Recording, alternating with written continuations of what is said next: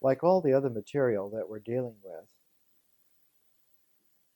the Dead Sea Scrolls present a labyrinth of problems. It's been over 40 years since they've been found, and not all of them have been translated and published even to this day. The problem is not simple, it's very complex. It's not just a question of piecing together little fragments to make large enough fragments to translate, although that is definitely a problem. In the floor of Cave 4 were found the remains of the major library of Qumran. It's all there, but it's all in postage-size fragments, tens of thousands, if not hundreds of thousands of them. But the biggest difficulty, larger even than that world-class jigsaw puzzle, is the psychological orientation needed to stay with them. Because on every front, the Dead Sea Scrolls are attractive and repulsive at the same time. They're attractive because we know intuitionally that this is very important, that all three of the world's great Western religions are affected by whatever they contain. And as some of my work becomes more known in the next century, Mahayana Buddhism and religious Taoism will also be seen to have been affected enormously by these events. But the difficult aspect is that when you have an attraction and a repulsion psychologically, it usually works in a pendulum fashion, or that they modulate each other into a limbo. Now, in the earlier times, the 1950s through the 1960s, there was a pendulum fashion operating, where you would have a spate of studies in the Dead Sea Scrolls and then nothing. Then a spate of translations and then nothing. And from the 1970s on through the 1980s, there's been a limbo. So much so that a few years ago, I was in the Catholic bookstore, the official Roman Catholic bookstore of Los Angeles, one of the largest dioceses in the Western Hemisphere, and asked for books on the Dead Sea Scrolls, and they didn't know what the Dead Sea Scrolls were. My witness is Bishop Heller, Stephen Heller, who was with me, who was so embarrassed that he had to turn away his red face. The manager of the Borromeo bookstore did not know what the Dead Sea Scrolls were, in charge of ordering books. The problem is a radical problem for us, because at the deepest levels of our psyche, those levels that we're used to calling unconscious, on those levels, this material is still unresolved. That is to say, the import of this material has never been fully digested. Now, you know, all of you, because you're fairly well informed and sophisticated, that if you do not deal with psychic material, the material will deal with itself on the lowest possible level. Unresolved psychic energy will find its own resolution on the lowest possible denominator. And the lowest possible denominator is a regressive mythology and a compulsive ritual. So that on the deepest levels of the psyche, most people, most human beings alive on the planet today, are simply psychologically incapacitated to deal consciously with this material. They cannot deal with the material. It's not that they're not interested. It's not that they will not. It's that they cannot. And so there are always just a few who are able somehow to escape from the molasses-like web of intrigue that the deep psyche poses for those of us who are needing to live in the late 20th century. So this material in itself is complex. Now, last week we took the rule of the community, originally published in 1951 by Yale University Press. It was called the Manual of Discipline. But right away, people, scholars familiar with the material, raised objections. It's neither a manual nor is it really about discipline. It's like a rule, a regula. Why is it a rule? Because in 100 BC, the Dead Sea Scroll, which is known by the title now generally as the Community Rule, is exactly the same kind of document that you find in monastic experience. Christian monasticism, East and West, the kind of retreat structures that are there even in Sufism, the kind of structures that are there in mystical Judaism.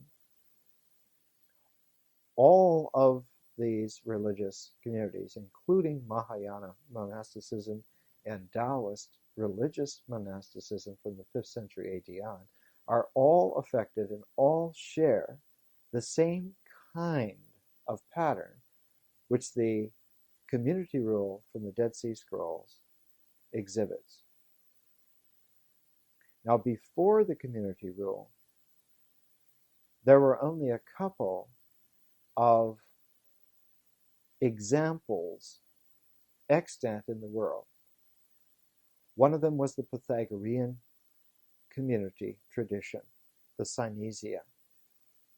And the other, the only other one, was the Vinaya, the rules generated from the 3 councils after the death of the Buddha in India. And between the Pythagorean and the Buddhist Vinaya, there wasn't very much contact at all. Now, the community rule from Qumran is definitely in the Pythagorean tradition. It is not in the Vinaya tradition, although it has a kind of asceticism, a kind of a world hating quality of asceticism, which would have been characteristic of the early stages of Buddhist discipline. Now, we haven't gone into this in great strength, but I should think that if there is any Buddhist influence on the Qumran community, it is definitely third hand and fourth rate, because there is no attempt to integrate the asceticism into a meditative, analytical discipline like you would have in the Vinaya. Instead, you have a modification of the Pythagorean tradition. Now, this shows definite contact with only one place that was within striking distance of these people, and that would be Alexandria. In fact, the use in the community rule of 100 BC of direct examples of allegory makes it almost imperative that there be recognized a connection with Alexandria. There is no official, explicit use of allegorical procedure before the late, very late 3rd century BC in Alexandria. In fact, as we have talked about, the very first, let's say, the origin of conscious use of allegory as a form was developed in Alexandria about 215 BC. At that time, Ptolemy IV Philopator built a building, the Homerion, in Alexandria, and it was decorated by various sculptures, and there were allegorical meanings attached to the sculptures and the friezes and the building itself. Indeed, the very existence of the building was to teach the deeper allegorical aspects of Homer.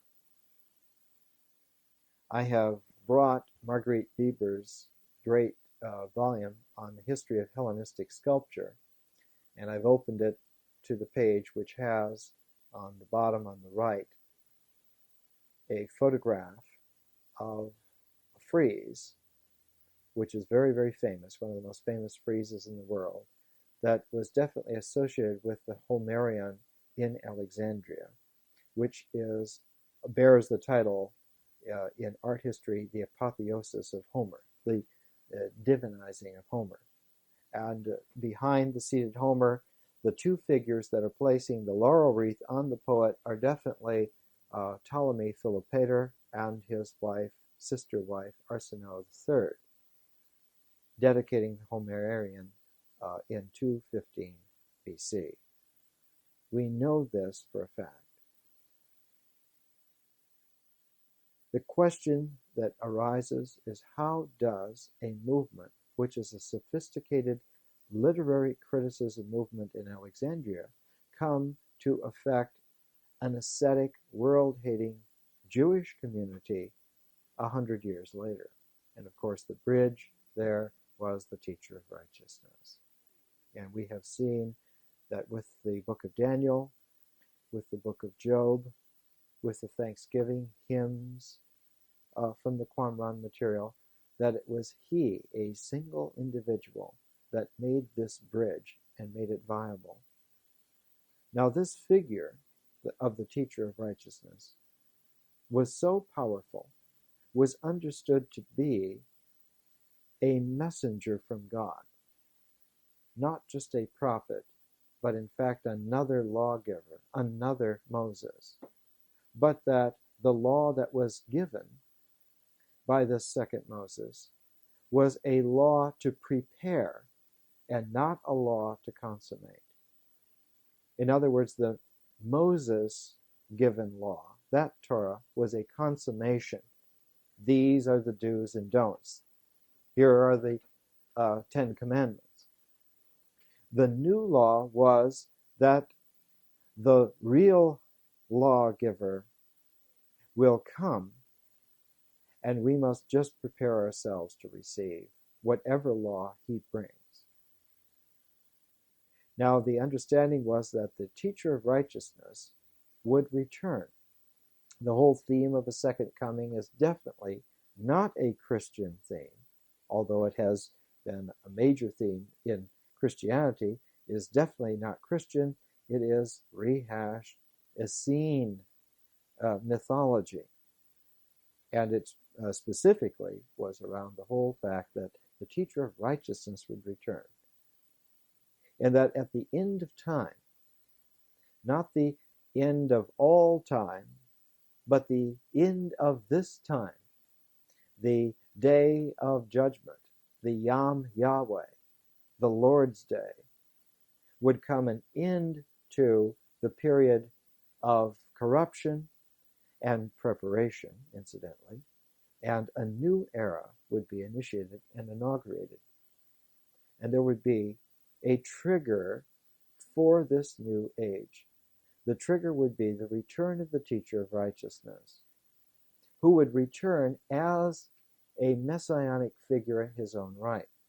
He would be the Messiah of Aaron, whereas a second figure, a second Messiah, would be the Messiah of Israel. For instance, in the community rule, which we talked about last week, we need to underscore and remind ourselves. The authority of the sons of Aaron, that is the ascetic priesthood, were responsible to restore the covenant. is specifically to restore the covenant-making capacity. So there is a lot of writing and talk and meaning in the Dead Sea Scrolls centered around the words, the new covenant. The new covenant.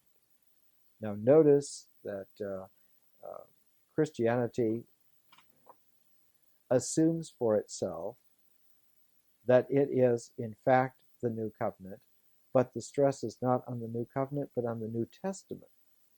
Why testament? It's the testament to the veracity of the covenant. Now the powerful idea that is here is that there are two messiahs. One of them is the return of the teacher of righteousness as the Messiah of Aaron, a priest, a leader of the Qumran community. Now this figure is most adequately expressed by John the Baptist. We will come to see that John the Baptist fills, as they used to say, to a T, all the specifications of that role, all of the eschatological expectations of that role. And in fact, as we will see later this year, the first part of the book of Revelations, of the Apocalypse of St. John, is about the fulfilling function of John the Baptist. The second Messiah, after the Messiah of Aaron has come, will be the Messiah of Israel. And the Messiah of Israel has a whole different function. While the Messiah of Aaron is to guarantee that the covenant will be restored, the covenant-making capacity will be restored, the Messiah of Israel will bring the people to the covenant. So the Messiah of Aaron, the return of the teacher of righteousness, as a radioactive figure sent again by God, will confirm the fact that the capacity to make the covenant is restored and the covenantal viability of man's faculty is open. And then the powerful Messiah, the Messiah of Israel, will bring the people to that openness and make that covenant live. Now, this is the eschatology of the Dead Sea Scrolls. Impairing or resisting these two messiahs is a tension between two world spirits, a spirit of light and a spirit of darkness. And we talked last week about how they are absolutely evenly matched. It's exactly 50-50. There is no weight given for one or the other. So that the Essene theology had a dominating central idea around which all of their symbolism collected. That single dominating idea is that man cannot distinguish between good and evil unless he opens himself up to God, who is the only vehicle who can. Because while you can follow precepts and do good, that is certainly possible to man. And if you follow the law, then you're going to do good. But when it comes to trying to decide in a rational way, in a mature way, is this good or evil, man's capacity is universally structured to produce a dead even limbo. Hence, out of the Essene, perception of this, centering around this symbolism, this idea that only God can weigh the balance and decide what is good and what is evil. The Essene disposition was to surrender 100% to God's will.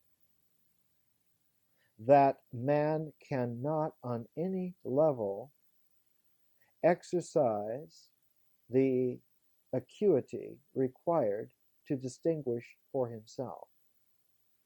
That the more sophisticated he becomes, the more sophisticated the problem becomes. The problem of telling the difference between good and evil keeps pace with man's refinement. So that there is a radical recognition somewhere along the line that this is not a losing game and it's not a winning game, but it is a equilibrium game. That the more that you refine yourself, the more the problem refines itself. So that in the Essene, experience is the root, for instance, of the radical universal belief in Islam that mercy is a quality of God. Allah is merciful because man in his own capacity can actually do nothing. The more that he is able to do, the more the problem is able to challenge him. And that one comes to realize that this can always be the case. Now, in this setting, at the end of the community rule is a hymn which we didn't get to, and I want to start off tonight with this hymn and give you some quotations. Again, why is there a hymn in the community rule at the very end of the document? Because the way to seal one's understanding is to express it in a hymn or in a prayer. How does that seal it? Because the activity of consciousness from the coherent deep self, that activity in compensatory automatic response seals the integration at whatever level it has been.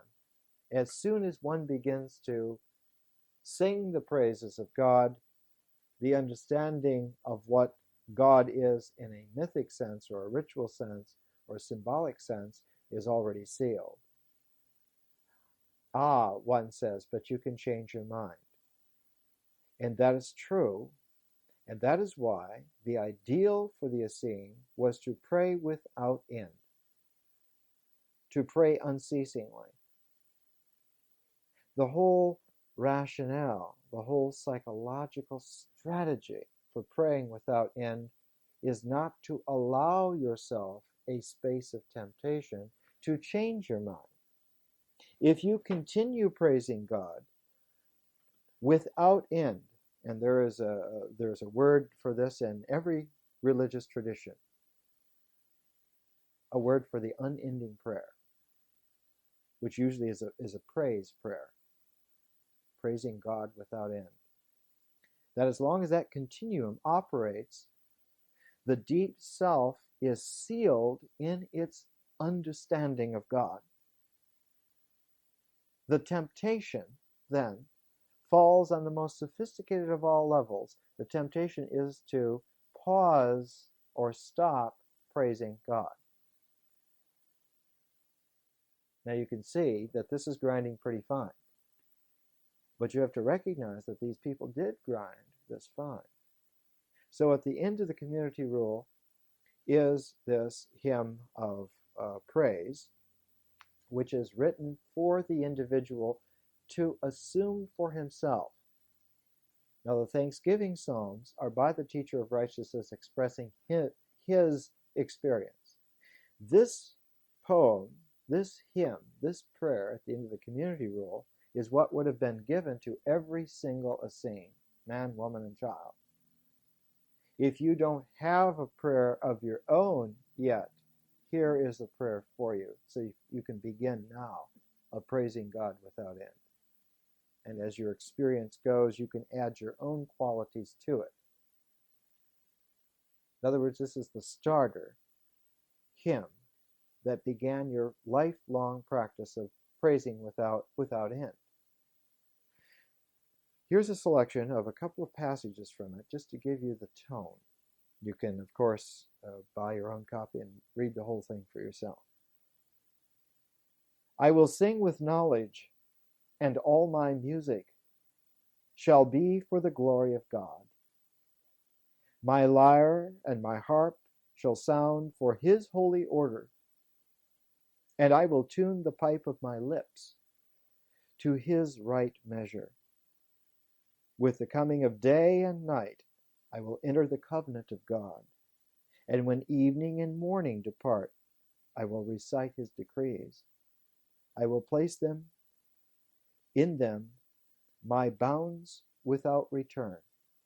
In other words, all of my limitations, all of my defining characteristics are placed within this activity towards the divine, the praying without end. Skipping over here, I will not keep Satan within my heart, and in my mouth shall be heard no folly or sinful deceit, no cunning or lies shall be found in my lips. The fruit of holiness shall be on my tongue, and no abomination shall be found upon it. I will open my mouth in songs of thanksgiving, and my tongue shall always proclaim the goodness of God and the sin of men until their transgression ends. I will cause vanities to cease from my lips, uncleanness and crookedness from the knowledge of my heart. And skipping over here. As for me, my justification is with God. Now notice the Job theme here. The final arbiter resides with God himself alone. No longer is there any intermediary. All intermediaries have all been co-opted into the support structure of effectively carrying this prayer to God. Now, this is a vast change. I have to use a big word here, a word that Heraclitus used and Carl Jung brought back into use in the 20th century, in antiodromia. A complete flip-flop of all universal values. Jung got it from Nietzsche's brilliant insight into the transevaluation of all values, and thus spake Zarathustra. But Heraclitus understood it as profoundly 2,500 years ago.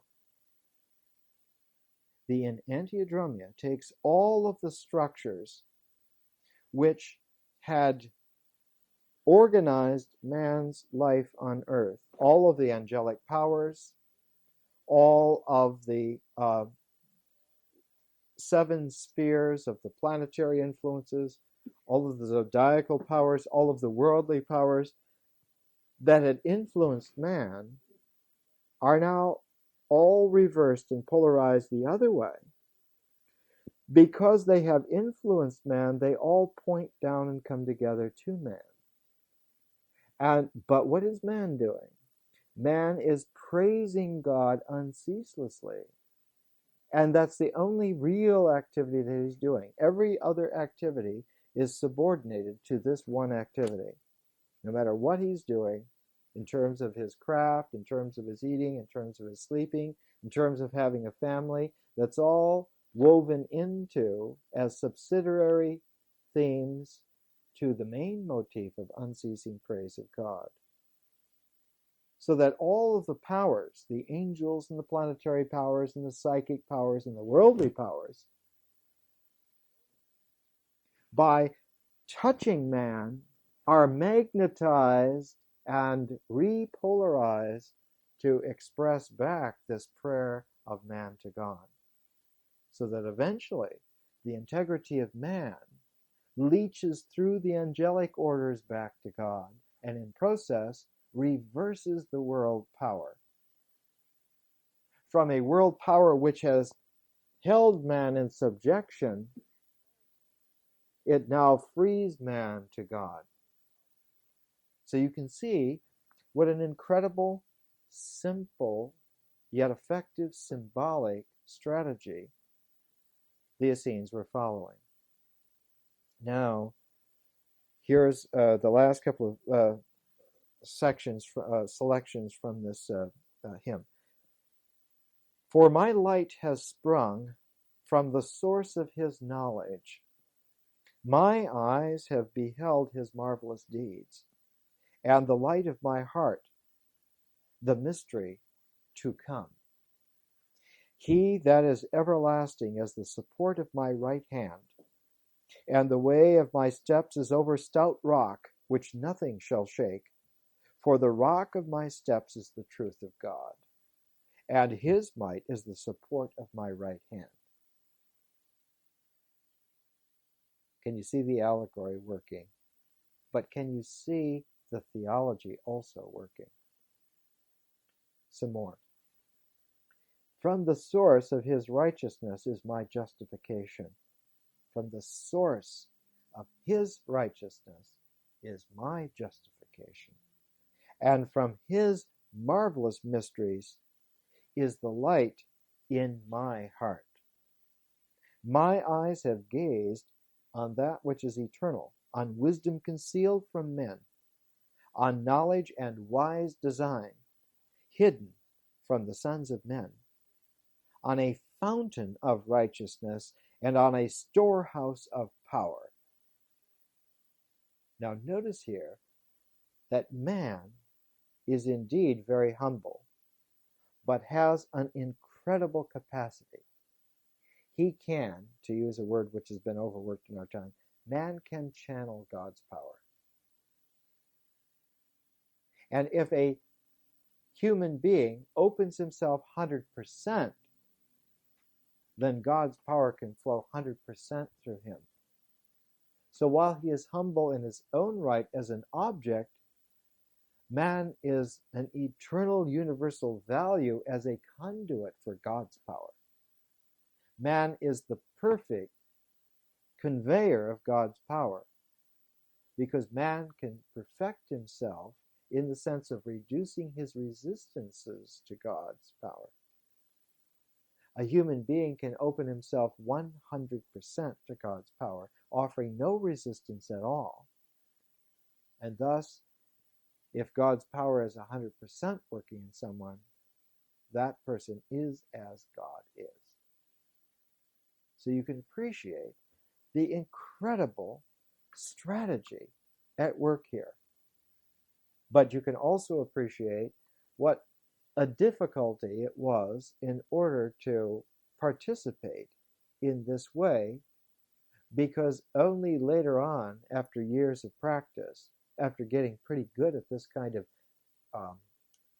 yoga, as it were, does it even occur to one that this is indeed possible. Because in the worldly orientation, this seems like a fantasy.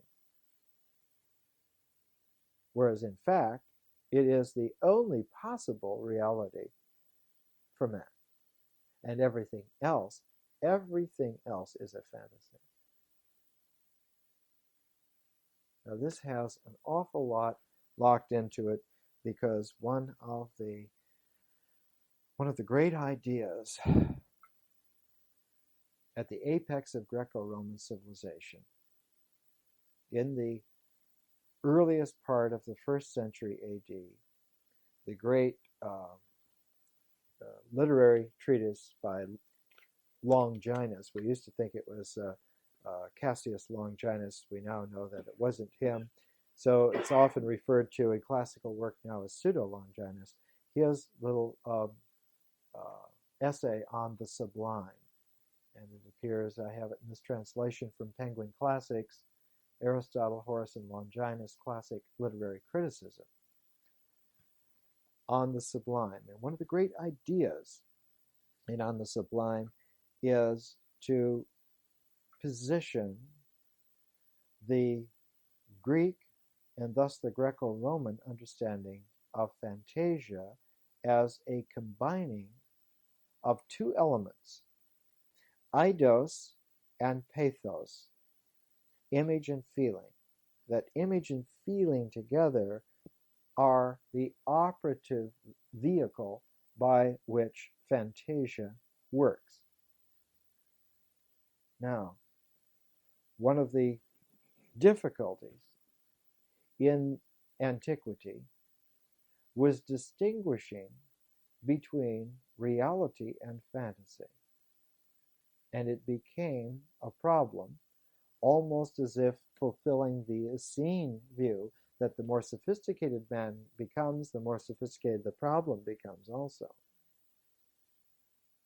And by the time that the Greek mind had refined itself enough to understand the difference between fantasy and reality, the problem was so elusive that it was summed up in a kind of a mystery transformation.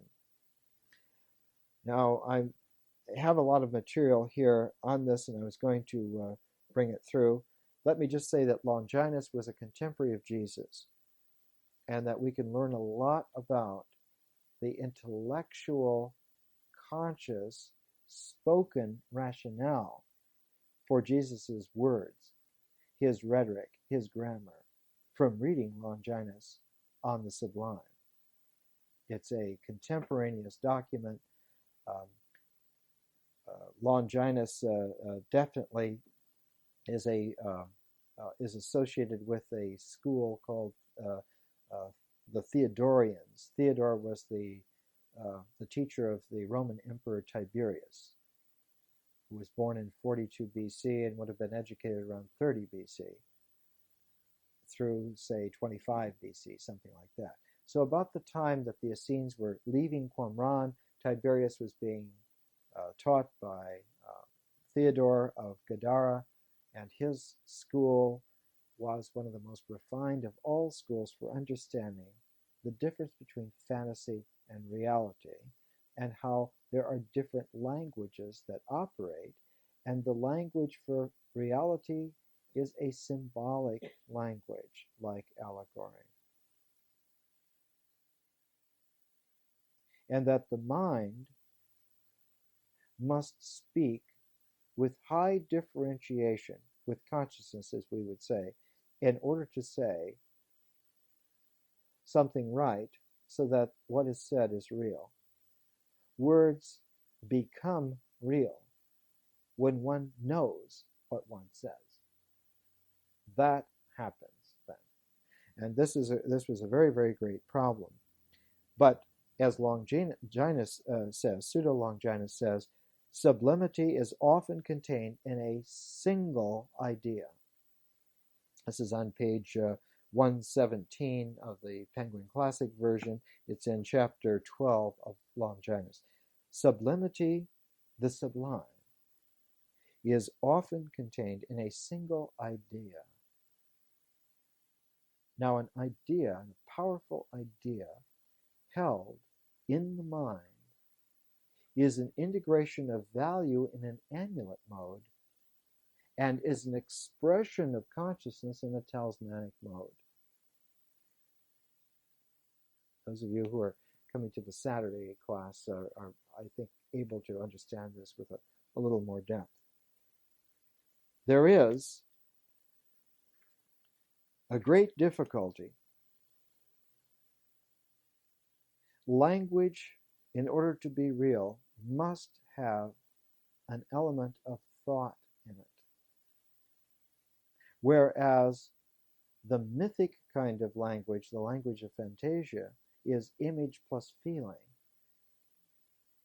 And the thought element is not necessarily known,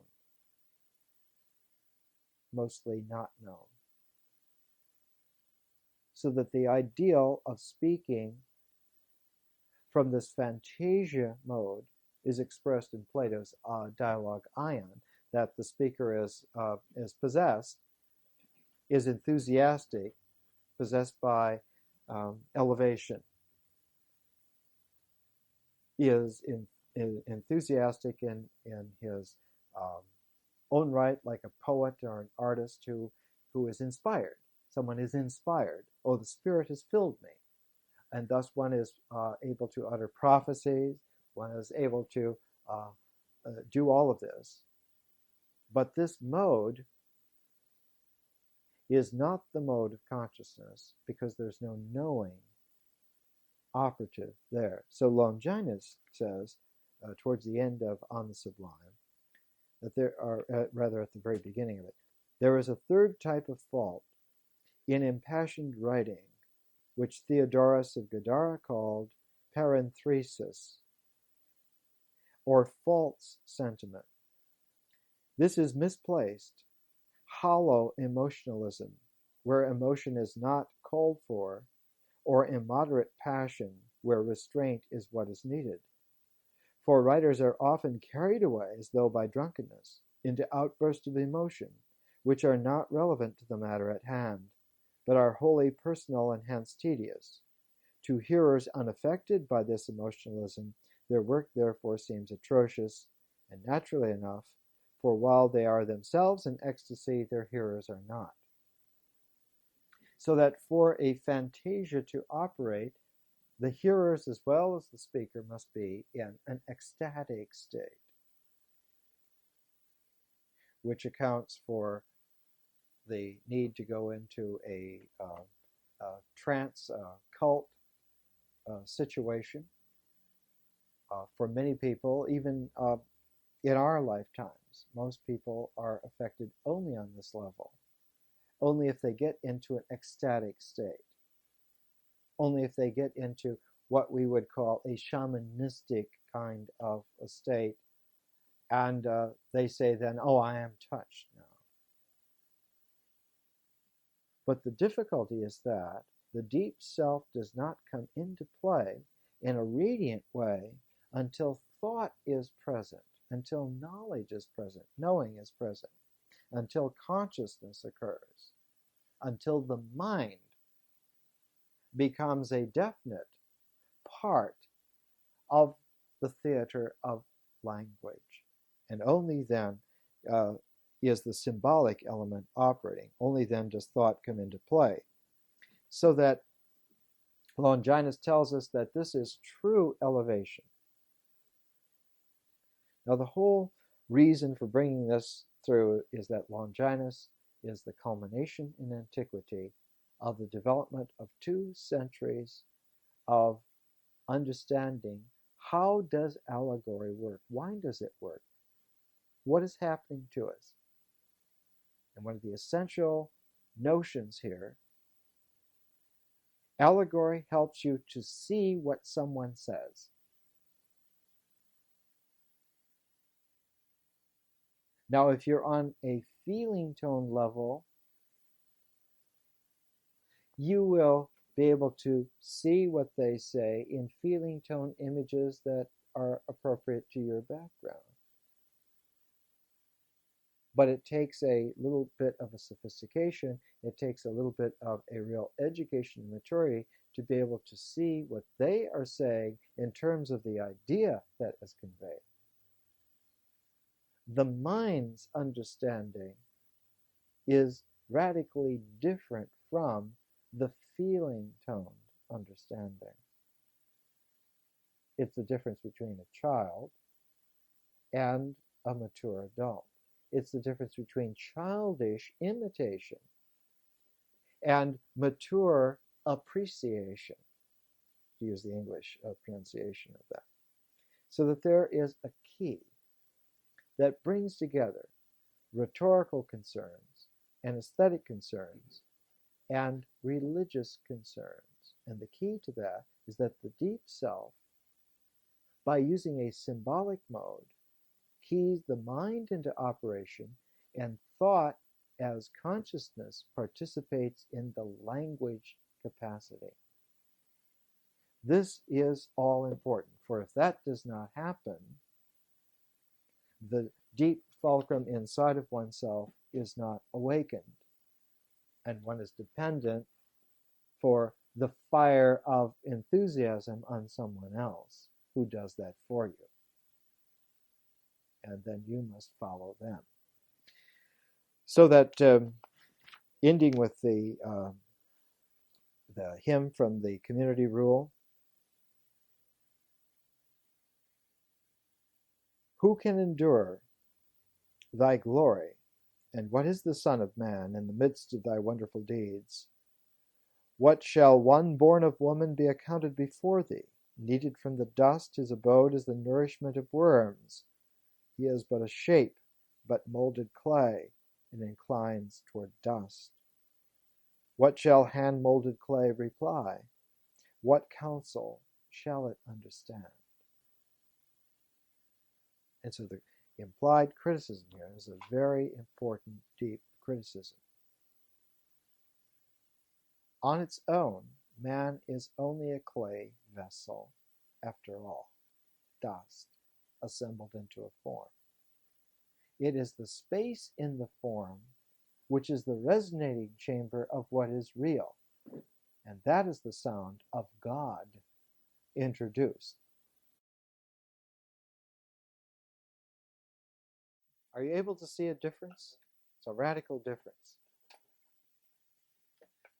Listen to the tapes if you're having trouble. Let me finish up here by getting to tonight's lecture, which is on the Messianic rule, as Vermisch has it. Actually, it's known as the rule of the congregation. Now, the rule of the congregation is an appendix to the community rule. That is to say, when the community rule was written, about 100 BC, in the course of time, within the first generation, there were two appendixes which were put onto the community rule. The first appendix is the one that we're talking about tonight.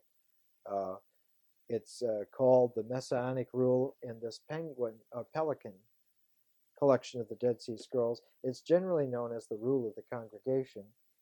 In the DuPont Summers collection of the Essene writings from Qumran, it's known as the Rule Annex. But what it is an appendix that was physically detached from the community rule scroll. When the community rule scroll was found, it had the rule of the congregation and a section on blessings, the Book of Blessings, appended to it. Why were they appended to it? The experience of the community rule in that generation, that first generation that worked with it, realized that what needed to be emphasized was an overall structure. What are we doing and why? An overall, an overview of how do we progress, the chronological steps by which we progress, and to what are we progressing? What is the purpose? Why are we doing this?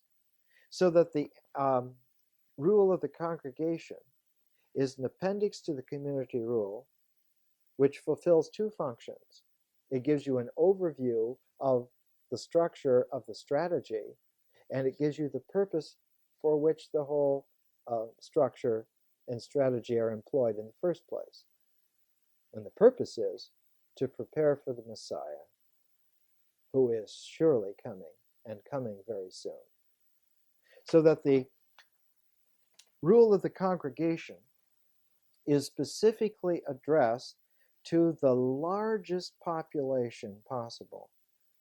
The community rule was for the community at Qumran. The rule for the congregation is for the entire population of Essenes, not only those at Qumran, but all of those in the various cities or in the various camps, or even individuals out in the world on their own. The community is the Qumran fellowship. The congregation is the whole population of Essenes.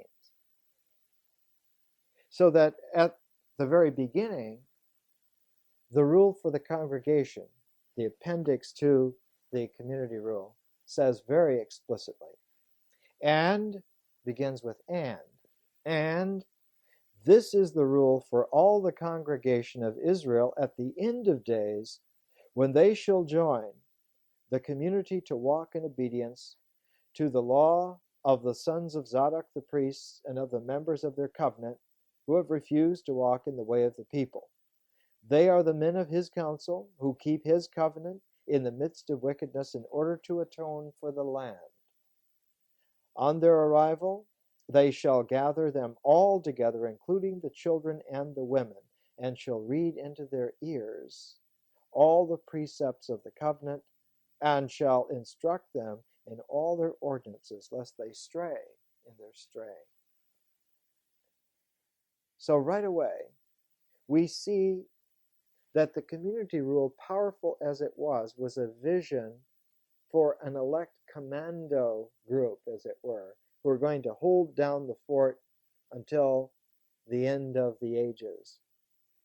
But the obvious realization was that there were many people who were not at Qumran, who were in this movement, as it were. They were not in the community. They, in fact, were not living according to the rigid, strict asceticism and world-hating qualities of the community, but they were affine to the movement. They were part of the congregation. They were married Essenes, for the most part, who lived in the cities. Now we read in Josephus, who's the only author in antiquity who gives us this insight. And you must see from this insight, it's like one of the proofs of the Pythagorean influence. There's no marriage in Buddhism. The Pythagorean communities, however, as a hallmark of the communities, admitted men and women equally. Buddhist Vinaya, Buddhist rules are only for the men. In the Pythagorean tradition, it's for the men and the women, and it's possible for them to be married together, either alone, individually, or married if they wish. Josephus tells us that, moreover, there is another order of Essenes who agree with the rest as to their way of living and customs and laws, but differ from them in the point of marriage, as thinking that by not marrying, they cut off the principal part of human life, which is the prospect of succession. Nay, rather, that if all men should be of the same opinion, the whole race of mankind would fail. However, they try their spouses for 3 years. In other words, they test them for 3 years. You become engaged, and they're tested for 3 years. What are they tested for? They cannot be engaged until they are physiologically capable of bearing children, until they begin their period. But after that occurrence, when they are able to show physiologically that they are fertile, they must keep that capacity intact for 3 years before the marriage is consummated. Now, right away, you can see that the situation of the parents of Jesus, Joseph and Mary, was that they were following the congregation rule and not the Essene community rule. That Joseph was an urban Essene who was allowed to marry, and that Mary was indeed an urban Essene who was allowed to marry. That she had, in fact, been able to conceive children for at least 3 years before she was pregnant with Jesus, because Joseph was about to consummate the marriage when he found that she no longer had a period. He knew she was pregnant. And as the New Testament says, being a just man, he wanted to just quietly let her go, but then was assured in a dream that all of this is in due course and a part of an unfolding mystery. So that a girl becomes capable of being pregnant at about 12 or 13 years of age. Mary was about 15 when that event happened. And if Jesus is born in 8 BC, Mary is born about 23 BC. Now, the community rule, with its emphasis on the strict two spirits, the spirit of good and the spirit of evil, the spirit of light and the spirit of darkness. And next week we're going to see the role, the war between them, the scroll of the war of the sons of light against the sons of darkness, that there will be at the end of time a war, an Armageddon. The whole idea of an Armageddon is another part of the Essene theology become a Christian mythology. The second coming and the Armageddon are both themes which belong to Essene theology and were completely transformed at the end of that age.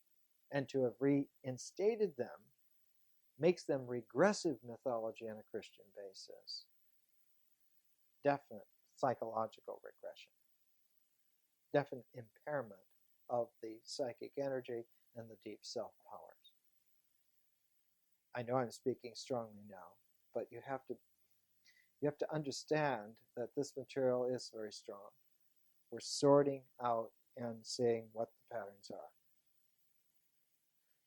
In the community rule, then, the two spirits, light and dark, are 50-50.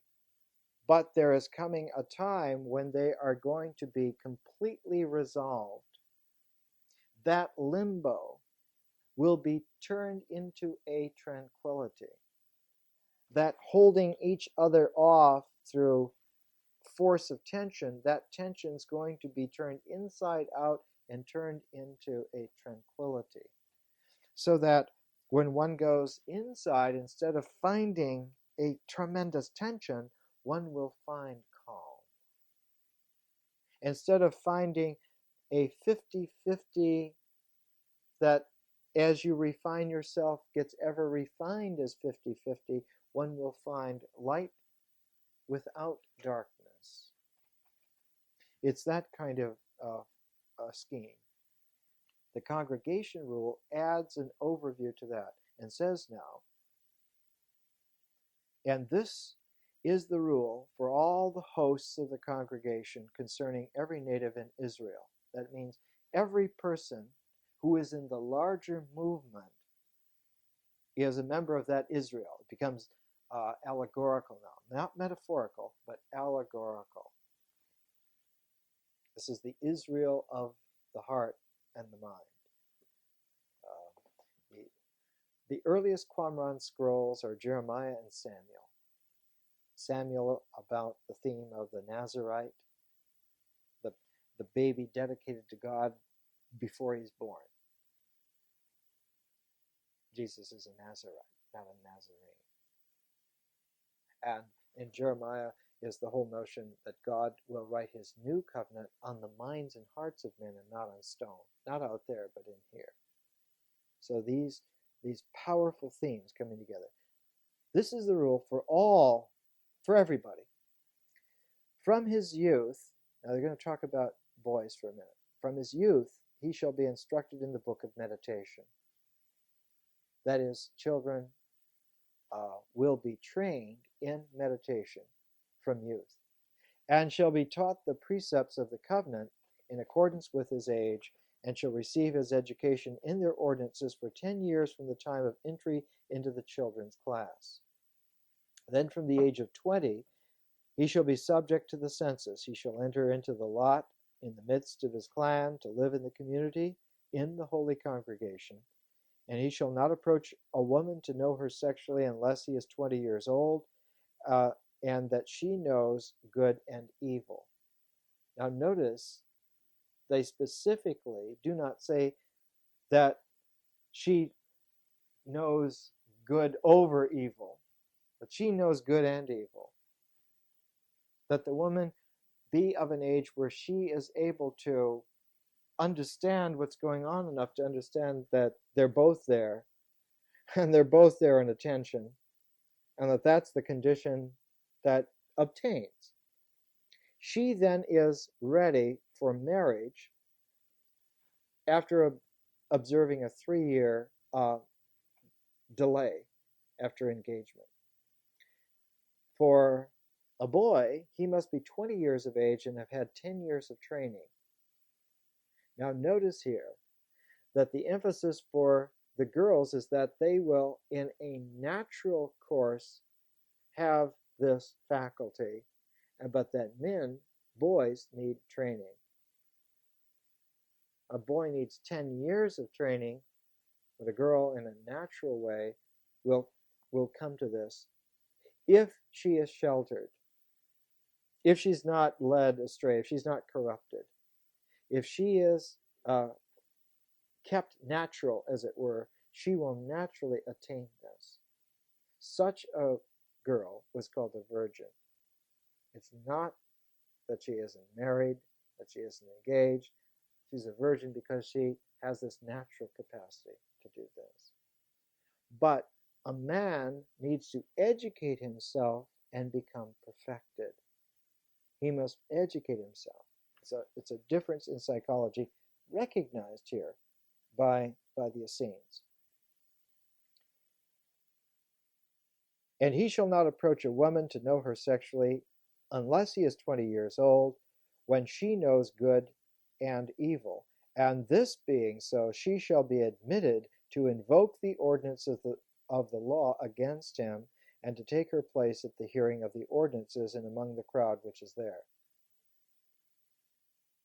Without education, but naturally attaining to this, a woman is allowed to invoke the law on her behalf. Even though she may not be schooled in it, she is able to sit in on the council and invoke the law for herself and participate in the hearing of it. It's a very, very important idea.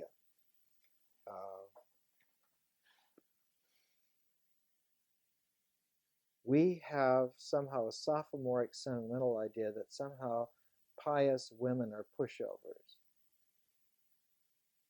It's simply not the case at all. That has never been the case. It's like the little story in the New Testament of the wine at the wedding festival at Cana. Jesus is mature, he's about 42 years of age, and his mother says, they have no wine, saying, do something about it. I know you can do something. He says, woman, what have you got to do with me? She says nothing more to him, but turns to the servants and says, do as he tells you. Meaning, I know that he'll do this. Powerful. The whole idea of a sophomoric little namby-pamby Mary is absolutely untrue. It's in a derisive sense, it's a mess. I'm always thinking to myself the great Max Ernst painting of the Virgin Mary spanking the bad little Jesus, because most boys are bad at some time or another. One needs to break the kind of hypnotic trance that a regressive mythology dangles in terms of images to push the buttons of your feelings. And usually pushing the buttons of those feelings in skits that, if anyone authored them, those people have been dead for several thousand years. The purposes for which they were once conscious are long since gone and vanished. But not inside. So that at the age of 25 he may take his place among the foundations of the holy congregation to ensure the service of the congregation, and at the age of 30 years he may be promoted to arbitrate at lawsuits and trials and take his place among the chiefs of the various levels. Everyone is cared for. The aged are cared for. The simple are cared for. They have functions according to their capacities. Then we have this statement here towards the end. The persons who are excluded from the Essene assembly, excluded from the community, and excluded for participating in the congregation. Let no person smitten with any human impurity, whatever, enter the assembly of God, and every person smitten with these impurities unfit to occupy a place in the midst of the congregation, and every person smitten in his flesh, paralyzed in his feet or hands, lame or blind or deaf or dumb, or smitten in his flesh with a blemish visible to the eye, or any aged person that totters and is unable to stand firm in the midst of the congregation, let these persons not enter to take their place in the midst of the congregation of men of renown, for the angels of holiness are in their congregation. In other words, because of this high power balancing of the tensions of good and evil, and the sophisticated attempt to prepare oneself, only the fittest may be there. Now, notice Jesus drawing a radical red diagonal across this law and saying, no. Everyone is welcome, especially the blind, the deaf, the lame, the aged, the blemished, exactly and especially those that were left out of this community, that were left out of this congregation. Why? Because when God comes, he turns man's form inside out. The first shall be last, and the last shall be first. An antiodromia. Now notice who takes umbrage against Jesus are not particularly only the Pharisees or the Sadducees, but the Essenes that do not appreciate having their tradition turned inside out. The whole idea that Jesus was an Essene is a complete misunderstanding. The Essenes, the Hasidim, were the most violent of all the critics. And because of a refusal, the Jewish Essenes become, in time, the seeds of the Gnostics. Gnosticism is a Jewish cocoon wrapped around the enigma of the person of Jesus. All the time. All the time. Now, why is all this being done? The congregation rule has this. Concerning the meeting of the men of renown called to assembly for the council of the community, when Adonai will have begotten the Messiah among them. Now there's a note here. And notice here is a very peculiar, the use of Adonai as a name for God. When was Adonai used as a name for God? Well, it's used sometimes in the book of Job. It's not used, I don't believe, anywhere else. And the book of Job is a learned volume written by the teacher of righteousness, hearkening back some 2,000 years before, when that would have been one of the epithets for God. Back at the beginning and the close of the last great cycle, back in the time of the patriarchs. It's like an allusion, allegorically saying, what happened then with our God is going to happen now with our God, just like then. He's going to come. And when Adonai will have begotten the Messiah among them. Now the footnote here says to see Psalm 2, verse 7. And Psalm 2, verse 7 in the Anchor Bible reads, "Let me recite the decree of Yahweh. He said to me, you are my son. This day I have begotten you." And then there's an explication of this in the note, that you are my son, that in an ancient archaic way, this implies adoption. It doesn't imply particularly fathering, but by adopting in the sense that A royal king is able to adopt as his heir someone else, like Augustus Caesar adopted Tiberius Caesar as his heir, and then Tiberius became his son. Trajan adopted Hadrian as his son, and Hadrian became the emperor. So the implication here is that when the time is right and the right man is there, God will adopt him, and he will be his son in this way and carry out this messianic mission of bringing the people to the readiness. You have to understand that there's a great paradox here. The preparers of the new covenant were preparing openness, and they mistook the techniques that they had to exercise to prepare for the openness as the new covenant. Not all. Not all. There were always some who understood that what is being prepared is the openness.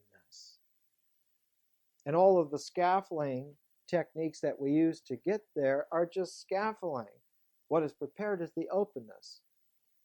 And what is presented to God is the openness, not the scaffolding.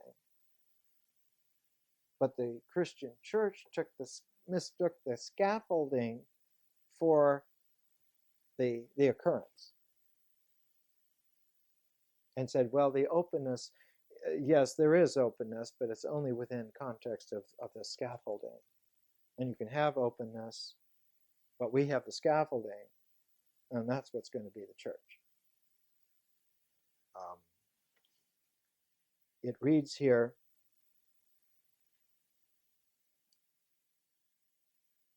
when Adonai will have begotten the Messiah among them, the priest shall enter at the head of the congregation of Israel. Then all the chiefs of the sons of Aaron the priests, called to the assembly, men of renown, they shall sit before him, each according to his rank. And afterwards, when this has all been prepared, the quotation is from Isaiah, make straight the way of the Lord in the desert. And afterwards, the Messiah of Israel shall enter into this openness. And the chiefs of the tribes of Israel shall sit before him, each according to his rank. How many tribes of Israel are there? 12. So that the Messiah will have a reign of 12 as the 12, not 12 disciples, but the 12, meaning symbolically the heads of all the tribes of Israel. But notice the conversion here. Notice the symbolism. Rather than the mythic exactness, it's symbolic exactness. Yes, there are 12, but the 12 do not represent 12 different tribes. Simon and Andrew were brothers. James and John were brothers, or from the same tribe. In fact, most of the disciples from the same tribe. What was kept was the symbolic 12, and the whole mythic thing of the 12 tribes was let go. The mythic structure of the 12 tribes was scaffolding. What was important was the 12 as a wholeness, as an expressive wholeness around the function of this person. And when they gather for the community table to drink wine and arrange the community table and mix the wine to drink, let no man stretch out his hand over the first fruits of bread and wine before the priest. For it is he who shall bless the first fruits of bread and wine, and shall first stretch out his hand over the bread. And afterwards the Messiah of Israel, shall stretch out his hands over the bread. And afterward all the congregation of the community shall bless each according to his rank. And they shall proceed according to this rite at every meal where at least 10 persons are assembled. Every single meal on every single day for almost 200 years were observed in this way. The ritual of observance was that this meal is a preparatory rite for a meal which is going to be served and eaten and consummated at the very end of the time. The reason for doing these meals is to practice doing it right and prepare ourselves for openness.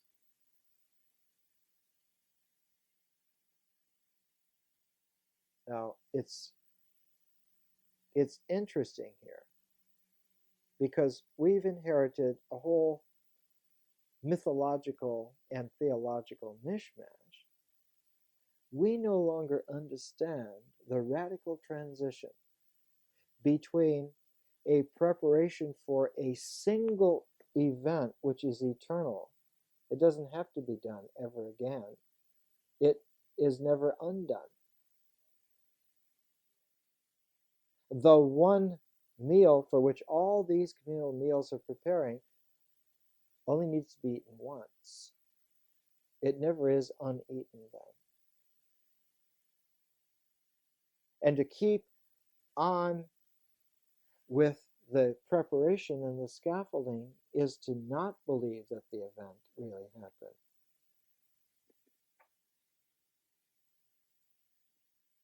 Christian church doesn't believe in the person of Jesus.